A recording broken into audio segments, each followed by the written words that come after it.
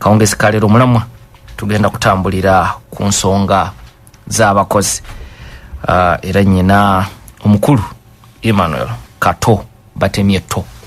mukulembeze mu bibiina ebigatta abakozi aba government gwe tugenda okutambula naye akawungezi kalero sebo nsabo sembero muzindalo obuze kubatuwuliriza embozi joba dosuna ebadde nkutombabiro nenfuukanga eyazo okuwuliriza saate nange ng'oliwo ensonga z'abakozi basabo ne banyabo abatyuninze 88.8 radio eno ey'obujjajja mwebalire ddala okutyuninga mu kiseera nga kino abakozi naffe no tuli mu keetalo ate abakulembeze si bapya ojja kuwulira nze Emmanuel Kato Batemyeto gye muli yonna embeera mpya ku mitendera gyonna tulina promises mpya tulina abakulembeze bapya n'abadde omukadde agamba nyine kooti ndala mundabe nga bwe mubadde mundaba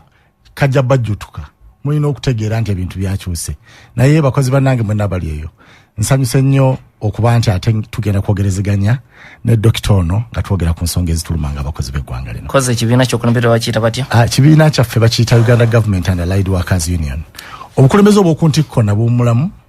olw'okulaba nti abaana abato nabo baweerezaamu nensigala okuba nti nze ntwala ebbendo lino erya Buganda okulaba nti buli mukozi wa gavumenti yenna waali abeera mu kibiina ekigatta abakozi. Bw'oyogera abakozi ba gavumenti ku muntu owa bulijjo be baliwa? Abakozi ba gavumenti ku muntu owa bulijjo njagala akitegeere nti be bakozi abafuna omusala gwa gavumenti. Munjogere nnyangu. Oyo omukozi gw'olabe wansi okuva ku muluka oba ku parish oba ku ward. Omuluko omukozi oyo gwe bagandi mukozi wa gavumenti atula ku Gombola, atula mu ddwaliro lya gavumenti, abasomesa amasomero gaffe aga gavumenti ng'era asasulibwa gavumenti. Gwe bayita omukozi wa gavumenti. Tulina n'ebitongole ebirala eby'amaanyi ebitali mu setting oba ebitali mu mbeera nga zino ezaffe za gavumenti ez'ebitundu. Kati gamba ng'ebitongole bya gavumenti bino nga bolaba abakozi nti bakola ku express highway, abakozi nti bakola mu oil and gas hoima, abavuga ebimotoka ebinene, abambala essaati eziri corporate eziwandiikiddwako naddala amannya gaabwe ne ku nsawo wano. Abo nabo sebo bakozi ba gavumenti. Era nga ssente bazijja mu kitavu kya gavumenti ya Uganda yebasasula. 88 katonyeze 8 CBS FM. Anchali n'omulongo Emmanuel Kato Batemyeto okuva mu kibiina ekigatta abakozi ba gavumenti. Sebo we tukuletedde ku mpewo. Esebo. Gavumenti yalambuludde ensasula, ensako n'engaba y'emirimu eri abakozi ba gavumenti nenga bakola mu nteekateeka ezivujjirirwa abava ebunaayira. Kino kiyamba kitya okutereeza emirimu gye mukolera? Ffe nga abakulembeze b'abakozi naddala mu bibiina bino ebigatta abakozi ba gavumenti tubadde n'okunyolwa kw'amaanyi ebbanga ddene myaka mingi nnyo emabega, era tuzze tugugulana ne gavumenti kubanga muffe mulimu abaana n'ebyana. Bwe tugamba nti ffenna tuli bakozi ba gavumenti mu butuufu bwe tubanga tulina taata omu twali badde nga tulya ku lujjuliro lwe lumu tetuganye. Waliwo ab'emyaka emikulu n'ab'emyaka emitono naye buli omu n'abanga akkuta okusinziira ku ekyo kye yasoma, okusinziira ku ekyo kye yakola. Naye ne tutaba nti olina driver avuga town clerk mu municipal council ne driver avuga executive director wa KCCA, ng'abantu abo babiri bafuna byanjawulo, nga executive director driver we ng'afuna omusala gwe gumu ne town clerk wa town council. Ekyo kikyamu. Kakati ate wabeerawo obuzibu buno bubadde bulwadde bw'amaanyi nti mu gavumenti ya Uganda tulina sente eziva mu kitavu kya Uganda ekivujjirira emirimu gye tukola nga abakozi ba gavumenti. Naye ate era gavumenti yemu eyina abakozi nga bakozi ba gavumenti naye ng'emirimu gye bakola sente ezivujjirira emirimu egyo ziva bweru wa ggwanga mu nsi ezaakuledda oba nga zivujjirirwa ebitongole ebinene eby'ensi yonna gamba nga World Bank. Abantu abo bakola emirimu gyegimu nga ffe bakolera mu bantu be bamu bakolera mu environment yemu naye ng'emisaala gyabwe abagatta 10 omu nga yegwe musala gwafuna. Kakati kino mu Lungereza tukiyita disparities. Kiba kibi nnyo okusosola abakozi ku skero y'abakozi mu nsi yonna. Kakati gavumenti ebadde mu katu ojjukira nti ebiseera emabegaawo gavumenti era twali kuninga nayo nga ffe abakiise b'abakozi ate mu kakiiko eri gye twali tuteeseza ebyaffe ne gavumenti ne tugigamba nti disparities zino ziyitiridde emisala gino egitambula egimu gikunukidde ngemirala mimpi nnyo ngemirala miwanvu nnyo kiyitiridde mbakozi baayo kubanga abakozi abasinga okuba abangi kati nja kukuwa ekyokulabirako nti abakozi abasinga okuba abangi mu gavumenti ya Uganda bali mu gavumenti zino ez'ebitundu local governments ate nga bw'oba otunuulira mandate constitution ya Uganda egamba nti amaanyi obuyinza n'amaanyi biri muki mu bantu article 1 ya constitution naye nga ate ffe abasinga okubeera mu bantu abangi government besinga obutalabawo n'obusente obutono government njane tugamba nti ekola analysis kubanga sente zisinga zigenda mu agencies ezo agencies ezitali government za bitundu government ne tujua magezi nti mutule wansi mu harmonizing muveyo ne chichi muveyo ne scale yawamu jetekedwa okutambulirako ndi musanyufu olwaliro okulaba nti PS Mr Gobi ekigambo kino yakituukiriza oluvannyuma lw'emyaka mingi nti naawa enteekateeka kubanga ssebo ekibaddewo kiri nti n'abakozi ba gavumenti mu gavumenti zino ez'ebitundu babadde tebatuula buli omu ayiiya okulaba awandiika tya project gy'anaaleeta n'agiguza gavumenti ng'akozesezza obwongo ng'atudde mu ofisi ya gavumenti n'aleeta project ng'egenda kuvujjirirwa World Bank katugambe oba Norwegian Embassy oba anything agireete mu gavumenti ekwasaganya emirimu gya gavumenti naye nga kyalubirira nti abakozi abaana abasasulwa ssente nga bakola bafuna omusaala mu project eno bajja kubafuna ssente nnyingi ekyo gavumenti olwaleero kyekoze kyeyisizza ffe tuli basanyufu nnyo nga bakulembeze b'abakozi kuba kati olwo tutandise okulaba ebibala byaffe ku nduulu gye tubadde tukuba ne gavumenti nga tugigamba nti gavumenti sebo gwe taata waffe gwe maama waffe naye oyina abaana n'ebyana tugula mu supermarket yemu abaana baffe bagenda okusoma mu masomero gegamu ffenna bwe tubeereeyo ku mikolo mu makanisa mu makereziya batuyita abakozi ba gavumenti naye waliwo abakozi ba gavumenti abatambulira ku bukondo ng'abalala n'engato tekuli soole kakati kino gavumenti kyeyakoze ekyokuleeta structure eraga butya abakozi bwe banaasasulwa abakola mu bitongole ebyo tulaba nti biri prestigious eyo nkola ssebo achievement y'amaanyi era ekyo obuuza nti kitutwalawa otutandise okurealizinga okulaba nti gavumenti etandise okunomalizinga emisaala gy'abakozi tekiddusa abakugu kubanga abamu ku babadde bakiwagira n'abawagira ekya KCCA okulinnyisa emisaala n'ebirala Jennifer ne Musisi ne banne bannyonnyola nti abamu ku bakugu abayina obukugu obw'enjawulo bwe twetaaga okubajja mu corporate world okubaleeta eno tetusobola kutambulira ku busente buno obusoloojo abo temubafiirwe gomanyi lwaki tulina minimum wage mu Uganda president yajja akyogera lunye nti kijja goba ba investor si kyakyamu ate ne ku level endala Uganda ekyalina abakozi bangi omulimu gw'olikawo waliwo bagwagala ebweru kati weesuule mu jjulume obagula oza gwasinga njagala nkwe ekyokulabirako tubeere practical omukozi akola mu KCCA n'omukozi akola ewakiso enansana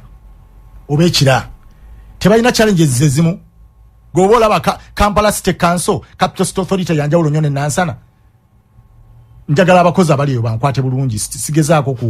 kusiikula nankadi nfuufu naye olaba nga bakolera mu environment yemu n'emirimu gye bakola gyemiki jejimu kakati omukozi wa KCCA yesuule mu jjulu magamenti ngenda omanya abagala okuyingira mu KCCA kakati kirisebo kyobuuzizza ekyo kikyamu nti abakugu bajja genda fe bakugu obadde osanga nti obadde osanga omuntu ng'amuyita nti senior procurement officer ng'akola mu project eya World Bank oba waliwo project z'omu north bayita ngazine z'omu north ze bayita Northern Uganda Social Action Fund kati yemuku project zeza yes no safu nga yeyita mukugu procurement officer biyasoma experience emyaka nachi byebimu n'omwana akola mu local government ewakiso obeera akaye naye ng'oli omusaala gwafuna gw'abantu 5-6 nga ne byakola si bingi nnyo okusinga ebyaki naye lwakuba nti nusafa eno erina guidelines eziri strict okusinzira ku fande yagiwaki sente so kakati sebo kyobuuziza nti abakugu nedda abakugu bangi mu Uganda ekirala contract ezo zifaanagana kuba bwe weetegereza abamu abafaana bwe batyo nga bali mu ministries weesanga nga ye aliwo myaka 2 bwe bagizza obujja kakati ng'ate ezammwe mweyitana permanent and pensionable. Permanent and pensionable musala gwo gwa mitwala 3 na yoli asula kutebuche gwogambye esawa yona permanent and pensionable mukozi afune mitwala 3 na yengo oli munafu wa contract emyaka 3 afuna omusala milioni 4 ani ali obulungi kakati ekyo mu reconcilinga mutya kakati kuba ne security of tenure gwe ngalwa ne dembe lya abakozi nayo kimanye kikulu definitely na ye security royalty most explained by money. Sente mekazi ofuna zisobola okukola security yosebo. Ne bujwa myaka ebi. Zisobola okukola security. Tulina abana banje bavude mu lokogamo. Wekolera pension. Nebagena project sezo. Yes. Nate ne bujwa myaka 5. Ate ne structure mwami gobi gyakoze. Era nsamu olabanga esukkulumye. Nga tekiwawadde nnyo nga uliwe kikola ki? Nga uliwe kibadde. Tekiwawadde nnyo nga uliwe kibadde. Era bwolaba emisala gino nga we bagisetinze. Sebo luli omuntu abadda agenda ne sente singaneza permanent secretary. Kyo waliyo kirabyewa. No singa mukama wo musala. Bibadde bituyombya so kakati sebo olwaleero abantu bano balina medical insurance feje tutakola ki omukozi wa government malala jatalina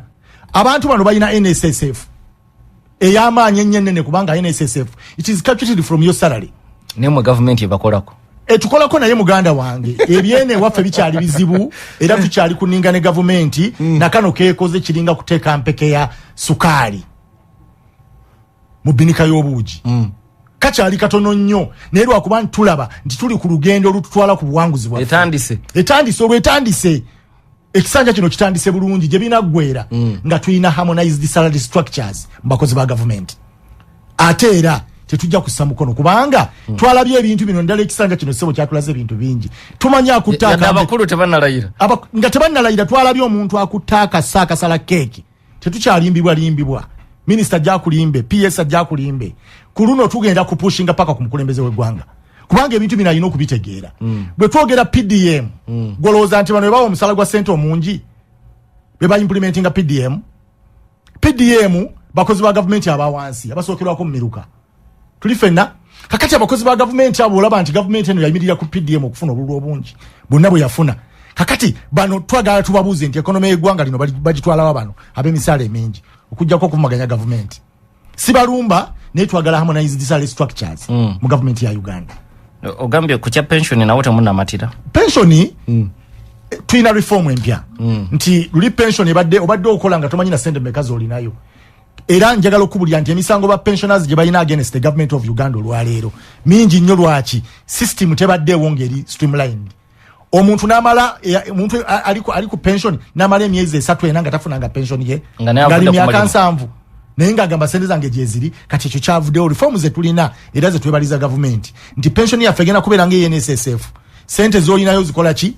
ozimanyi era naffe tujja kubanga tusobola okugamba nti mpeeza emyaka 45 nsavingidde emyaka bwegiti njagala yakatono ngene ntandika okulunda obumyu bwange neyongereko naye kakati bano sebo balina NSSF ensava kino kyogamba nti job security it is the money emala abantu bali bali tebava mu mirimu gya government gye permanent and pensionable ne bagenda mu kisanja kya parliament eky'emyaka 5 we understand it from there webale nnyo nga twolekera ekisanja ekipya funa abakulembeza apya bagenda okubafuga ng'era tuyite abagenda tukulembera ekyo kino wogamba ati kufuga sejagenda mu semantics wa bigambo era twetegekera ne mu gwokutaano si mwembera olunaku lw'abakozi mu kisanja kino ekipya mwenga abakulembeze b'abakozi essira mwagala kuliteekawa ekisookera ddala emisala gyaffe okutereera otegeezaki buli mukozi kakati kankubulireko emabega uli emyaka giringa 5 egiyise twatula ne government ne tukkaanya salary structure bweyina okuba ayera aweereza kyayi driver accountant human resource officer ayina kufuna sente meka twakkaanya ne government nga terigamba nti abakulembeze ffe tupushinga ekyo kiri ku record kakati twagala government implementing okuteeka mu nkola kiki kitwakkaanyaako ekyo number 1 kyetutandikirako njagala nkubulire nti Uganda yali bayita sigala mabega ku nsenda olaba nti ensi zikulira ku speed nze ntwala omukozi wa government okuba nti yengabo ya government campaign ozibaddemu badde oziwulira buli omu asuubiza byakola ki n'ebyasuubiza bikoma mu manifesto sebo ffe tuli mu ffumbiro eri ffe tuseesaamu ffe tutabulamu ffe tujjula ne tuwa abalonzi ki okulya kakati emisaala bwe ginaggwa sebo twagala tutunulire ku work environment ey'abakozi bw'ogamba nti awo waliwo ofiisi za gavumenti zibenga ofiisi za gavumenti nga tezitwaza gavumenti kubanga emirundi egisinga ogenda n'obeera mu kifo ng'oyambadde ekifaananyi kya gavumenti naye ng'oliwo okudefendinga ekifaananyi kyaki kya gavumenti okusinziira w'okolera ne tools bakuwadde okukola ki okukozesa ogambye omwana nti Paris chief aimplementinga PDM mu muluka gwe gwa byalo 8 naye talina n'akagaali katambuza bino bitwagala okutereeza ate si mu fujjo si mu kwekalakaasa wabula nga tuteesa ne gavumenti era nga tugiraga nti bino bye bigenda okuleetera obuzibu mu maaso after 5 years katukomewo 88.8 CBS FM focus nga tutandika omwaka esabo ne ku lunaku lw'abakozi lwakazibwako meeyidde musaala guteekebwe mu nkola kuba mwagukanyako ddala n'embeera y'abakozi okwo tujja kwongerako omanyi tuyimba nnyo ennyimba nga ate ffe tetusobola zizinirako abamu ku ffe kirowoozo kyaffe nti bwe tuba nga tunaabeera abakozi abajjayo ekifaananyi kya gavumenti naffe twagalayo fund ng'ekola etya bw'obanga abantu betukolamu bawadde ssente za PDM naffe twagalayo loan scheme ng'abakozi ba gavumenti ekifaananyi ky'omukozi wa gavumenti kibeere nga kijjayo ekifaananyi kya gavumenti